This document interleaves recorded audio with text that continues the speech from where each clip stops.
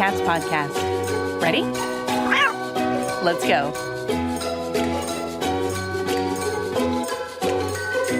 Welcome to the Community Cats podcast. I am your host, Stacy LeBaron. I have been involved helping homeless cats for over 20 years with the Merrimack River Feline Rescue Society. The goal of this podcast is to expose you to amazing people who are improving the lives of cats. I hope these interviews will help you learn how you can turn your passion for cats into action. Today, we are speaking with Emma Clifford. Emma graduated from the University of Central England with a BA in Sociological Research in 1995. Emma was born in the United Kingdom into a family who rescued animals. As a teenager, she became vegan and began actively protesting blood sports and other forms of animal cruelty, such as vivisection. After graduating, she moved to the United States and joined the animal welfare movement. For 8 years, she worked at a local, national, and international level, immersing herself in the movement and learning how to manage a successful nonprofit organization. While at the San Francisco Society for the Prevention of Cruelty to Animals, she developed and directed the feral cat foster and sterilization programs. She was also the city representative for the SPCA. She has presented at conferences and advised other humane societies in how to implement these programs in their cities and reduce the city's euthanasia rate. In 2003, Emma discovered that the cats and dogs of the Galapagos Islands were being poisoned as a means of population control. In response, Emma founded Animal Balance in 2004. Shortly after, Animal Balance began their work sterilizing the cats and dogs throughout the Galapagos Islands. Due to the success of this program, Animal Balance has expanded operations globally. Emma gives lectures and consults with many animal welfare organizations around the world to help find ways to reduce the cruelty and suffering of animals and implement humane and sustainable animal management programs. She now lives in Washington with her animal pack and enjoys hiking, camping, and exploring. Emma, welcome to the show. Thank you so much, Stacy, for having me. Wow, so you have quite a long resume there. But I wanted to find out specifically, was it the Galapagos Islands situation or more your work with the San Francisco SPCA where you found your real passion for community cats? I would say it was at the San Francisco SPCA. Once I was first shown how to trap cats, I got the bug like we do. and then the story started from there, really. There was a colony down at 16th and 3rd that we had to do a relocation on. There's about 25 cats living there. And UCF was going to build there. So we learned how to do a relocation. And from there, I really learned how to put together a citywide community cat sterilization program, utilizing the local services. And then from there, once I found out what was happening in the Galapagos Islands, talked with the authorities there about, perhaps not poisoning and instead utilizing high volume targeted sterilization as a strategy instead. They said yes. And that's how we started, was over in the Galapagos Islands. And so that was back in 2004. And does your work continue to this day, or was it a project you went in and were there for a few years and then left? What's the current status there? Well, originally we thought we were just going to work in the Galapagos and that was going to be it. But the program was so incredibly successful. And what really drove it was the support from the local communities. Once people realized that we were there to help and to provide tools and information and basically assist the local communities in taking care of their own cat and dog populations in accordance with the authorities, that really pushed the program forward, because then it was the local people asking the mayor of the towns for us to come back and continue helping. It wasn't Animal Balance driven, it was driven by the community. So what was happening was there was this social change that was occurring in the communities in the Galapagos Islands. And these are small villages that I'm talking about. And the people really wanted to have this service and they really wanted the help with their animals. And there was no veterinarian on the Galapagos at that time. So by working with the authorities and with the community, we were able to create this program that encompassed everybody. It brought everybody together, even if their mandates, their missions were slightly different. This project actually brought everyone together to humanely reduce the cat and dog populations and at the same time help people take responsibility for their pets rather than penalize them for doing something wrong. So we were providing collars and leashes, and we're doing dog training for the dog population. And then we were also showing people how to trap cats for the cat population. And so it really grew from there. And so the strategy that we utilized on the Galapagos, we then were able to apply to the Dominican Republic, to American Samoa, independent Samoa. And now we're actually helping 10 different countries around the world. Oh, that's just wonderful. So you've basically established a model at the Galapagos, and then you've sort of packaged it and been able to replay it in other communities with tweaks and adjustments depending on the players, I would assume. That's exactly right, because we visit the islands first of all and meet with the people and the local people and the authorities, and try and get an idea of what's happening, and then find out what's been done before, what's worked, what hasn't worked, and what resources are missing and need to be brought in to be able to create a humane animal management program. So it's done together. Everybody sits together and listens to each other's points of view, and then we create the strategy that would work for that particular environment and community and animal population. And you had mentioned that the sort of the local officials actually have asked you to participate and to continue your programs, which I think I just get a tickle when a head of a board of health, or I've had a mayor call me and say, your program can't leave, or can you bring your program to our community? And I just think that that's the best feeling to have that happen. Absolutely. It's the best endorsement ever to have the authorities that were previously killing the cats and dogs to completely flip and then support a sterilization program instead. It talks volumes, doesn't it? And then when we can have those folks on video explaining that, and then show that video to other island authorities that we're working with, it creates this network globally where people can see the project in action, can understand what the authorities' concerns might have been prior, and then see the project in action and see the results that are very positive. So it all builds, each island builds to help the next island. And we learn so much from the people in the country and vice versa. It's a 50-50 exchange of information for sure. So what was life like for community cats on the Galapagos Islands in 2003? And then what's it like for community cats now? Okay, so back in 2003, the cats were not getting any medical attention and their populations were increasing. As more humans go to the Galapagos Islands for tourism, the more restaurants were created, therefore more food source. So the food source increased, therefore the cat population increased very quickly. And of course, it's in a highly delicate natural habitat area with endemic and native species there. So very important that we show that a high volume targeted community cat program can work on the Galapagos, because if it can work on the Galapagos, it can work anywhere around the world. And so we were very conscious of this. So when we were putting the program together, we changed the name from Trap, Neuter and Release to Community-Based Sterilization Program. And the reason we did that is so that it wouldn't pull up any red flags, and that we were able to do the work with the cats and help them first and foremost. And so that model has really stood well for the other islands. And in terms of cat population numbers, do you have any numbers? Yes, so the population on the Galapagos. So there are 4 islands where there are humans, cats and dogs. And we are allowed to work in the municipal areas of the Galapagos Islands, which is essentially the town areas. Outside of the town is the Galapagos National Park Service area, where we're not allowed to work. But there is no food and there's no water. It's extremely arid out in those areas. So the cats tend to stay in the town area. So yes, we were been able to, by 2007, we had sterilized over 80% of the cat and dog population on those 4 islands in the municipal areas.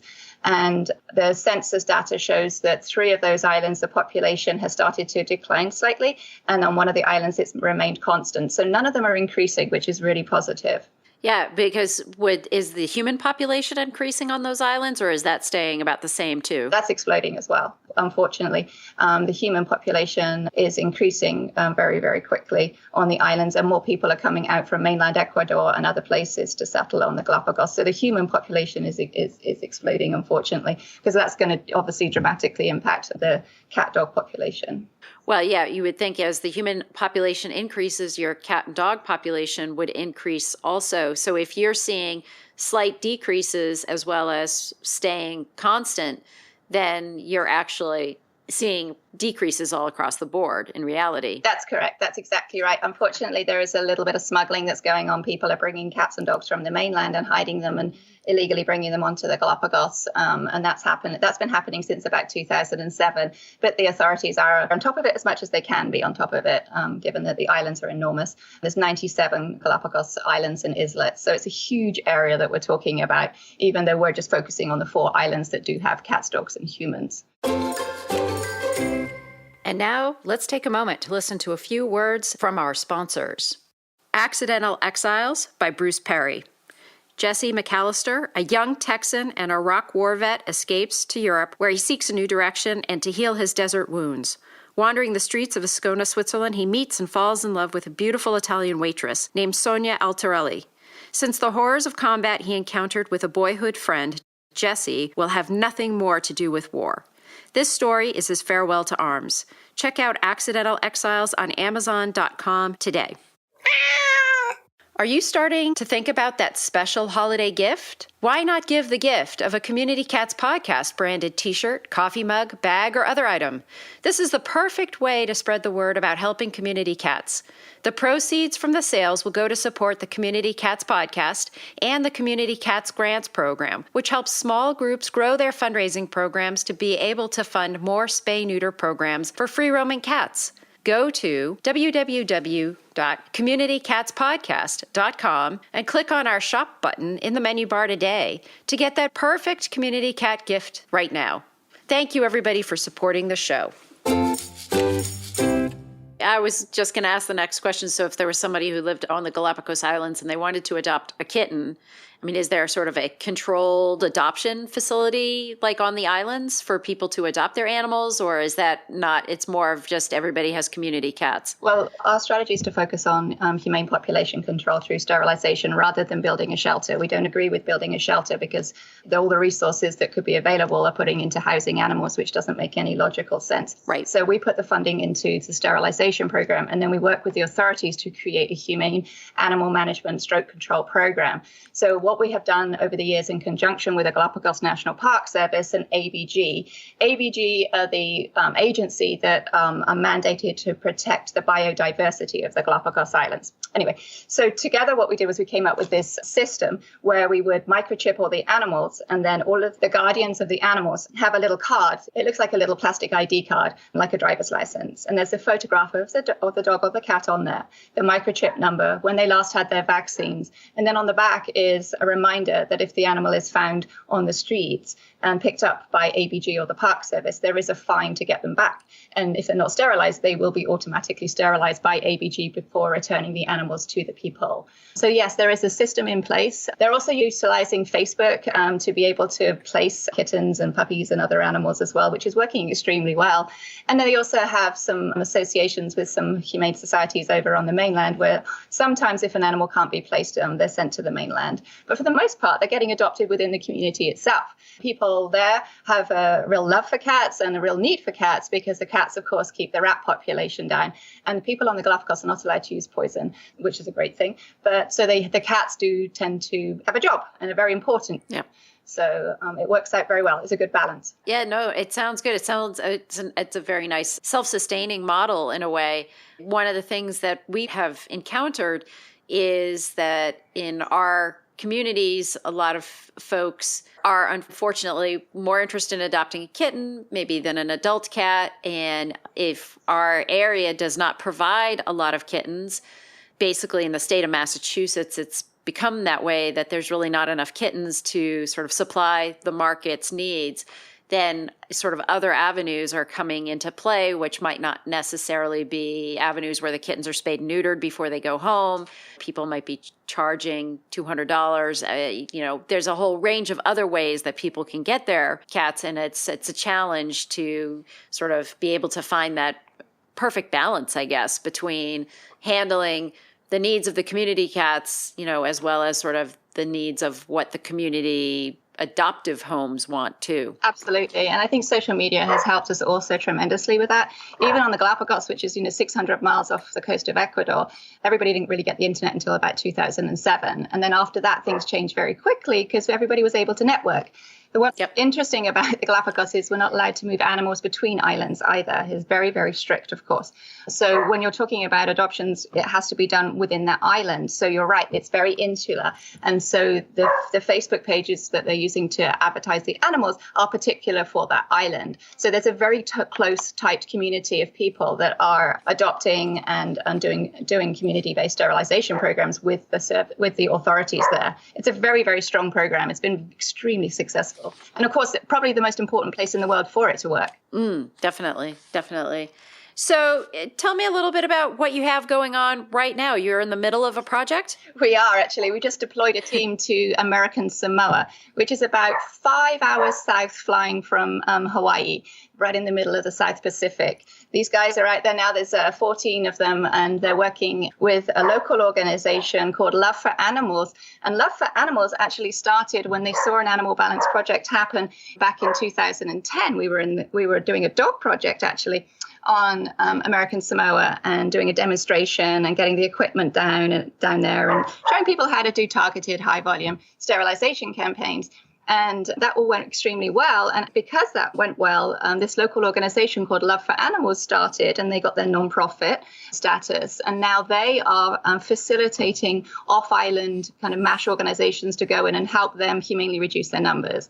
They have census data. They're systematically going from village to village, doing targeted high volume trapping of cats at this spot this week. They're really excited because they wanted to tell you guys that they trapped 55 last night. So they're very excited. 55 cats in one go for 4 people. So we were very proud of their activities last night. And I think it's going to increase as time goes on. So this is the first time that there's ever been a high volume community cat sterilization program on the island of American Samoa.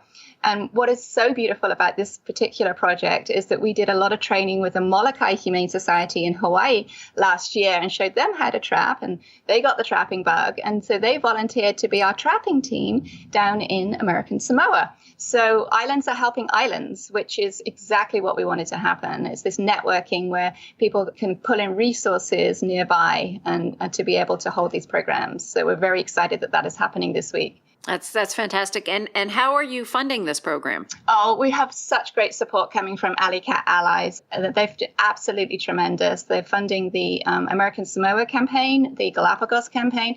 And then we also have just put out dates for 4 community sterilization programs for cats over on Hawaii next year, because as you probably know, Hawaii needs a lot of help. And so we are turning our efforts to Hawaii next year, plus the Galapagos, and hopefully returning to American Samoa if we can. So, and also Cuba, we've just actually returned from a trip from Havana, where we've been meeting with the authorities there. They do not want to kill their cat population in Havana, so they asked for a strategy from us. We presented that to them. They approved it. And now we're waiting for the official sign-off between our 2 countries so that we can start a community-based sterilization program in Old Havana. Wow. Boy, you are one busy lady. We have a lot of work to do, don't we? And on that point, yeah, we'd love to, invite people to help us too, because we do travel to some very, beautiful locations. But at the same time, these locations do need a lot of help. And so our job is to provide the assistance that's required and help the local organizations and local people and local authorities set up their own programs.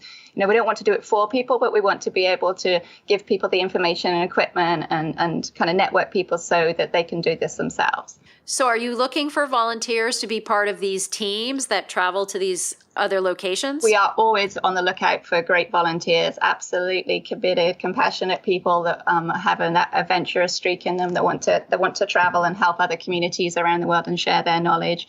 And if anyone is interested, they might want to pop onto our website, which is www.animalbalance.org, or shoot us an email at info@animalbalance.org, and we can let you know the list of dates that we have coming up and give you the application forms. So I would assume you're looking for veterinarians, technicians, trappers? That's correct. So we're looking, yes, exactly. High volume, high quality spay-neuter veterinarians. We usually have 2 or 3 per campaign. And then we also have another veterinarian who will do the health checks for us. So they could come from private practice, or they could be somebody that's interested in getting involved in high volume spay-neuter. And this is a great way to kind of come in through the door. We also then look for 4 or 5 at least high volume technicians to join us, and then 3 or 4 technicians that kind of want to move into that area. So we're trying to expand the base of volunteers that know how to do high volume MASH clinics and TNR, so that we can help facilitate the other groups that are setting up around the world and get volunteers to them, so that these programs become sustainable. So we're sort of like in the middle of this spider web of resources to get it out to the different organizations that are getting set up around the world to do these high volume sterilization programs. And I assume that people will participate in these campaigns as a volunteer, but their airfare and that kind of stuff is paid for? Actually, it depends on the place where we're going. If the place doesn't have any resources, the volunteers actually do things like GoFundMes and raise their own flight money. On that point, I just wanted to let you know that the island of Molokai did that for their staff at the Molokai Humane Society. They helped raise the funds so that their team could go to American Samoa this week. So the whole community got together and helped them go. And it's so sweet because they're so proud of everybody going down to American Samoa and doing this work. So sometimes the groups will come, MASH groups or spay neuter clinics will come to me and say they want to go as a team, and that's awesome, that's great, and we can make that happen as well. And so yes, it's veterinarians, technicians, helpers who we can have in a recovery, and of course trappers as well. Do you bring your own equipment, or do you make the organization on site purchase basically the traps and that sort of equipment? This is one of the most challenging things that we do, is get cat traps and transfer cages around the world for as little funding as we can. So we've been actually kind of clever with this. We use social media to try to find free space on container ships, and then we purchase through TrueCatch, and Alley Cat Allies has been very kind and covered a lot of the purchases of the traps and the transfer cages and the forks and the gloves and everything that we need.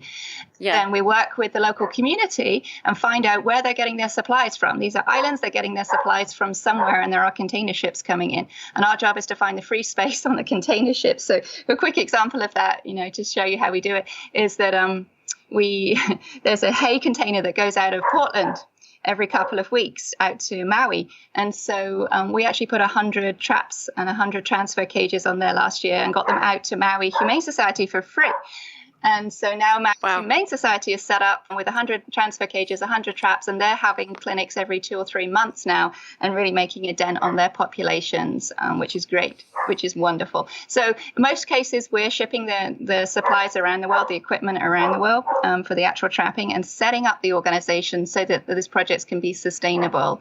When it comes to the medical equipment, we do fly in with our own anesthesia machine because sometimes we're working quite remotely and we don't want to borrow equipment from other organizations because quite honestly, they need it. So we try to be as self-efficient as we possibly can with the supplies that we need.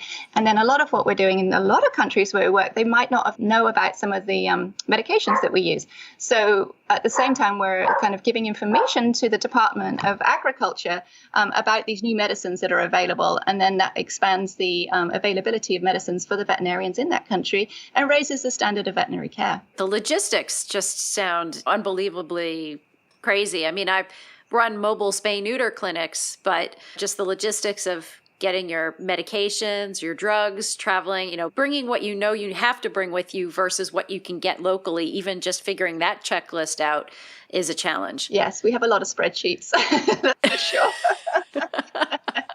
But tell you the truth, we have such wonderful partners around the world. Everybody helps and everyone tries to get as much as they can locally. And then our volunteers literally pack everything in. For example, going down to American Samoa, they were allowed 2 bags of 50 pounds checked luggage free. Everybody carried that amount in.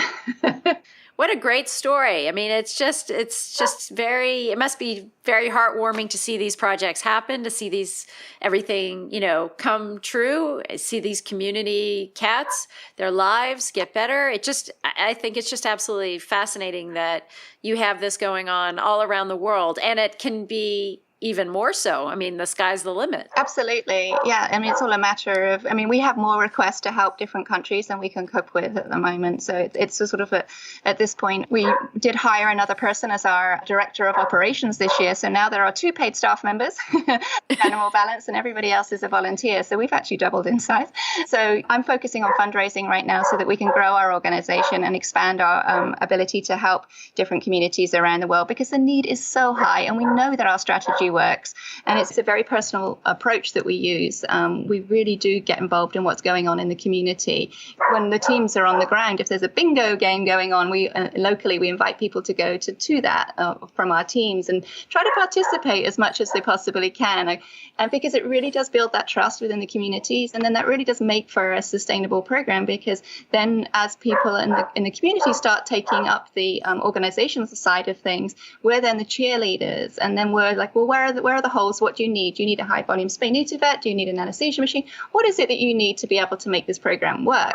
And then the onus is on the local organizations and the authorities to make these programs move forward, which of course is our goal. So if there are folks interested in donating to help all these campaigns that you have going on and potential campaigns, how would people be able to do that? Oh, please, that would be wonderful. We appreciate any support and all support in whatever form it can come in. Go to our website at animalbalance.org, and there's a donate button right on there, and that would be wonderful if you could help us. We really do appreciate every bit of help we can possibly muster from around the world, and we do share that on our Facebook. We have a very active Facebook right now, by the way.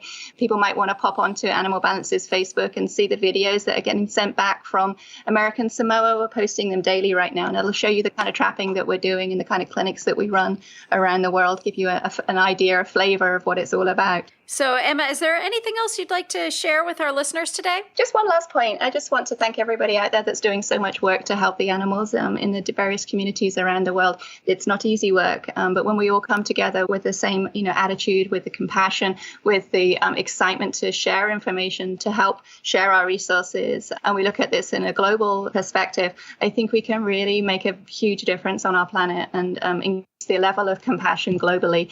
And we all know that one little kitten can change your life, and we've all been changed by the animals, and we've all learned so much from the animals too. And we believe that the animals are actually bringing all of us together to share our knowledge so that we can better turn around and serve our communities, making them healthier, whether that be environmentally or with the animals or with each other. So we feel this is a very positive project beyond just trapping and sterilizing returning cats. We do way much more than that on a global level. It's global community medicine, I would say. That's perfect. I love that. That's great. Yes. Well, Emma, I want to thank you so much. This has been an absolutely incredible show. I've learned so much just in the 20 minutes we've been talking together. So I want to thank you so much for being a guest on the show. And I really do hope you'll be able to be on the show again and update us on your projects. Thank you. That would be fabulous. Wonderful. Thank you for listening to the Community Cats podcast. I would really appreciate it if you would go to iTunes and leave a review of the show. It will help spread the word to help more community cats.